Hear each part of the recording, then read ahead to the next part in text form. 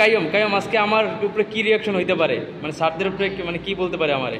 তোমার দৈনিক আছে 3টা ক্লাসের প্রত্যেক সাবজেক্টের 20 টাকা করে জরিমানা, দৈনিক 60 টাকা করে, আসলে কয় দিন?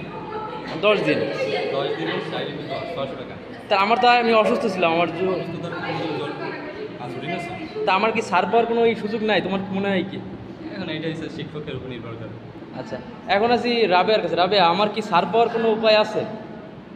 স্যারের বলবি, এবার অঙ্গীকার নামা লিখে দেবি, স্যার আর কখনো এরকম হবে না, আমি আর কখনো মিস দিব না, এভাবে বলবি। আচ্ছা এখন আছে অনু। অনু, আমার ছবি মানে এই ঝামেলা থেকে বাঁচার উপায় কি? কোনো উপায় নাই, কারণ তুমি একটা ফাঁকি বাস, তুমি নেট তো ফাঁকি দাও। আপনারা রাখবো তোর কপালে আজকে পোক আছে, আমি কইয়ে দিলাম। সোনিয়া, কিভাবে আমি এটা থেকে রেহাই পেতে পারি? আমি তো অসুস্থ ছিলাম, আমি দেখ এখন অসুস্থ। মানে ওর 2 দিন যাই পরীক্ষা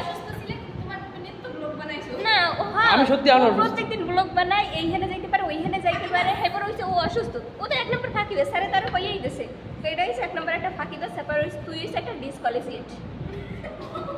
আচ্ছা আমার কি স্যারেরা কি কইতে পারে? আমার নিজের উপর দিয়ে আজকে কত কিছু যাইবে। আচ্ছা আপনি আমার মতো।